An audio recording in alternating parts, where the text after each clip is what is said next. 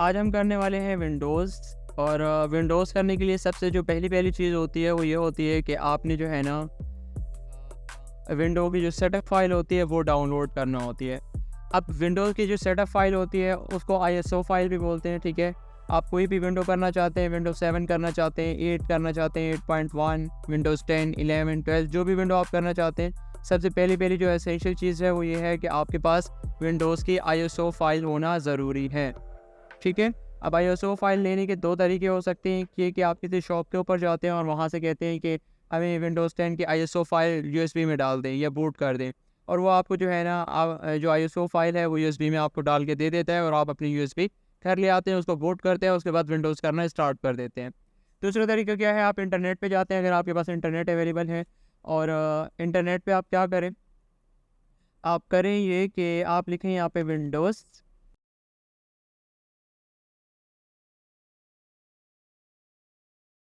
10 ISO file download, ये चीज़ आपने करनी है, ठीक है।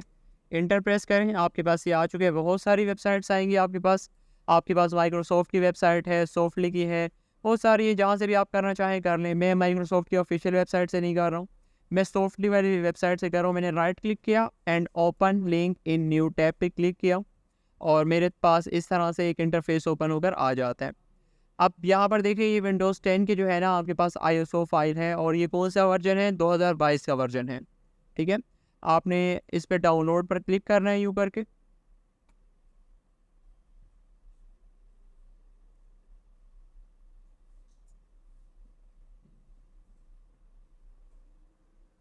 जैसे ही आप डाउनलोड पे क्लिक करते हैं, मेरा इंटरनेट थोड़ा सा स्लो है, तो आपके पास जो है ना नेक्स्ट पेज ये ओपन होकर आता है, और इस नेक्स्ट पेज पे आपके पास जो है ना यहाँ पे वो बता रहा है कि आप विंडोज़ को 32 बिट में डाउनलोड करना चाहते हैं या 64 बिट में डाउनलोड करना चाहते हैं।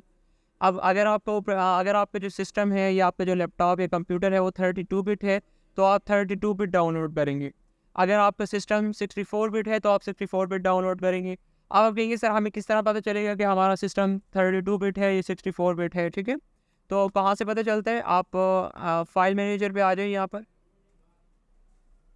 ये आप ओपन करें, दिस पीसी के अंदर आएँ, राइट क्लिक करें, प्रॉपर्टीज़ पर जाएँ, और यहाँ पर देखिए ये लिखा हुआ है कि 64 बेस प्रोसेसर, ठीक है। अगर यहाँ पे 86 होता तो आप समझते कि आपका जो सिस्टम है वो 32 बिट है। अब देखिए यहाँ पे भी वो बता रहे हैं कि आपके पास 64 बिट ऑपरेटिंग सिस्टम है और 64 बेस जो है ना आपका प्रोसेसर है। अगर यहाँ पे 32 बिट होता, यहाँ पे 86X होता, ठीक है, तो आप समझ जाते कि आपका जो सिस्टम है वो 32 बिट है।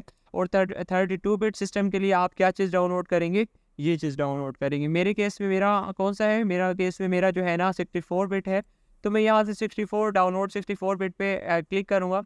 थोड़ा सा ये एनालाइज़ करेगा और उसके बाद जो है ना क्या करेगा, ये मुझे डाउनलोड पिन की फ़ाइल देखिए इसने डाउनलोड स्टार्ट करके दे दी।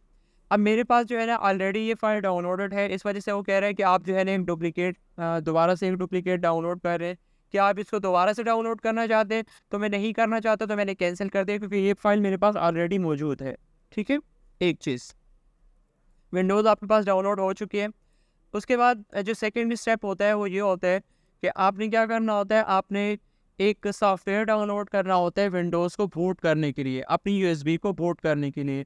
क्योंकि आप जो है ना विंडोज़ तभी कर सकते हैं जब आपकी यूएसबी बूटेबल होती है।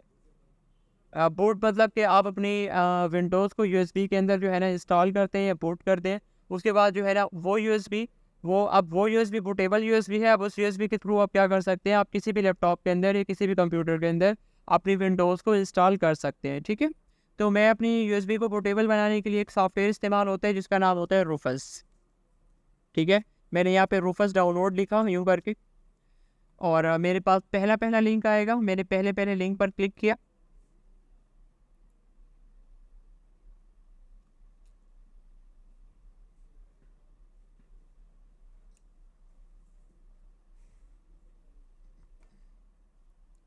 तो इस तरह भी एक सॉफ्टवेयर होता है, ये उसका लुक बता रहा है कि जो है ना इस तरह से इसका इंटरफेस होता है सॉफ्टवेयर का। आपने कहा है ना डाउनलोड सेक्शन के अंदर जाना है, यहाँ पे वो आपसे पूछ रहा है कि आपके पास 2 तरह के डाउनलोड्स हैं,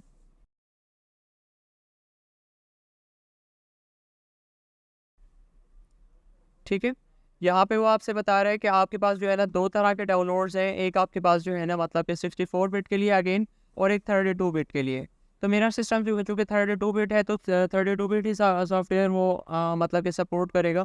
तो मैंने 32 बिट टाइप इसकी डाउनलोड की, ये ऐड आ गया, ठीक है। आप स्टार्ट डाउनलोड पे क्लिक करें और ऐड को आप रिमूव भी कर सकते हैं यूँ करके, ठीक है, हो गया। अब देखिए मेरे पास वो कह रहा है कि ये फाइल भी आपके पास ऑलरेडी डाउनलोडेड है, तो मैंने इसको भी कैंसिल कर दिया है, ठीक है। मेरे पास ऑलरेडी डाउनलोडेड है, अदरवाइज़ अगर आपके पास डाउनलोडेड नहीं है तो आप यहाँ से इजीली डाउनलोड कर सकते। अब आपने 2 फाइल डाउनलोड की, एक कौन सी, एक आपने रूफस डाउनलोड की है और एक आपने विंडोज़ की आईएसओ फाइल डाउनलोड की है। ये 2 फाइल आपने डाउनलोड करने के बाद आपने क्या करना है, मेरे पास रूफस यहाँ पर होगा। अब ये आपकी जो फाइल है, ये जो आपने डाउनलोड किया है रूफस, आप इस पर राइट क्लिक करें और रन एज एडमिनिस्ट्रेटर पर क्लिक करेंगे। अच्छा, आप कहेंगे सर डायरेक्ट ओपन कर सकते हैं? हाँ कर सकते हैं, बट अगर आप रन एज एडमिनिस्ट्रेटर पर क्लिक करते हैं तो आपका जो सिस्टम होता है डायरेक्टली इसको पिक कर लेते हैं। ओपन से क्या होता है, सिस्टम को थोड़ी सी प्रोसेसिंग करनी होती है, वो सिस्टम 32 के अंदर जो होता है ये थोड़ा सा इंटरनल स्ट्रक्चर होता है विंडोज़ का, और वहाँ से जो है ना फाइल्स को पिक करते हैं और फिर जो है ना इंस्टॉल करना एग्जीक्यूशन स्टार्ट करते हैं। मैं डायरेक्ट रन एज एडमिनिस्ट्रेटर, मैंने कहा आप जो है ना एडमिन के ऊपर चलाएँ इसको, और मैंने किया येस, ठीक है। जैसे ही मैंने येस पे क्लिक किया तो ये मेरे पास रूफस का जो सॉफ्टवेयर है वो ओपन होकर आ चुका है। अब आपने क्या करना है, मेरे पास मेरी जो यूएसबी है उसकी कॉपी कंप्लीट हो चुकी है। मैं क्या करता हूँ, इस यूएसबी को फॉर्मेट कर देता हूँ, ठीक है। मैंने राइट क्लिक किया, फॉर्मेट, और मैंने किया स्टार्ट, और मैंने किया ओके, तो मेरे पास ये जो यूएसबी है ये फॉर्मेट हो जाएगी। बाकी नहीं, इनको नहीं छेड़े, ठीक है। अब आपकी यूएसबी हो चुकी है फॉर्मेट। अब यहाँ पे आप अपनी, मैं आपको सबसे पहले सिखा रहा हूँ कि किस तरह से आप अपनी यूएसबी को बूट कर सकते हैं, बूटेबल बना सकते हैं, ठीक है। तो किस तरह से बूटेबल बनाते हैं, सबसे पहले आपने रूफस सॉफ्टवेयर को डाउनलोड करना है, फिर ओपन करना है, और यहाँ से सिलेक्ट के ऑप्शन पे एक मरतबा यू करके क्लिक करें। और मेरे पास आईएसओ फाइल डेस्कटॉप के ऊपर पड़ी हुई है, ये रही, मैंने इसको सिलेक्ट किया और मैंने किया ओपन, हो चुकी है।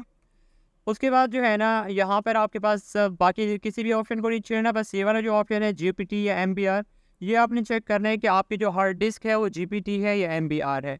ये किस तरह से चेक करते हैं, आप सर्च की बार में जाएं और यहाँ पे लिखें डिस्क, यहाँ पे क्या लिखेंगे आप, डिस्क लिखें, आपके पास यहाँ पे आ जाएगा ये वाला ऑप्शन ना, क्रिएट डिस्क एंड फॉर्मेशन वगैरह ना। आप डिस्क मैनेजमेंट का पैनल ओपन होकर आ चुका है। आपने जो है ना अपनी डिस्क पे राइट क्लिक करना है और प्रॉपर्टीज़ में चले जाना है। अब जब आप प्रॉपर्टीज़ में आ गए हैं तो यहाँ पर देखें आपके पास कहीं ना कहीं लिखा होगा कि आपकी जो डिस्क है वो एमबीआर है। मेरे केस में मेरी डिस्क एमबीआर है, हो सकता है कि आपके केस में आपकी जो डिस्क है वो जीपीटी हो। अगर आपकी जो डिस्क है वो जीपीटी है तो आप,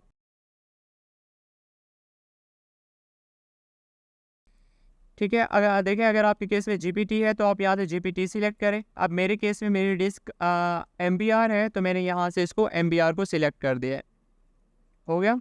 बाकी किसी भी चीज़ को नहीं छेड़ना, ठीक है, किसी भी चीज़ को नहीं छेड़ना। आपने क्या करना है, स्टार्ट के ऊपर क्लिक कर देना है।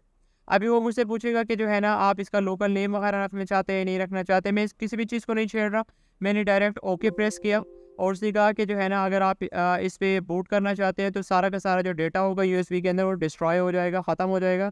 मैंने कहा हाँ होने दो, मसला नहीं है। और उसके बाद जो है ना अब ये मेरी जो यूएसबी है ये बूटेबल होना है स्टार्ट, बूट होना स्टार्ट हो गई है।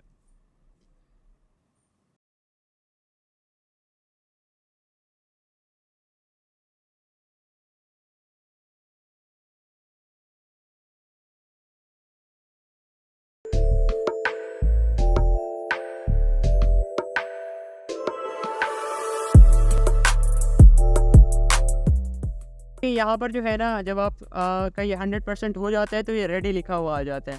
अब अक्सर स्टूडेंट क्या करते हैं, अक्सर स्टूडेंट ये करते हैं कि दोबारा से स्टार्ट पर क्लिक कर देते हैं।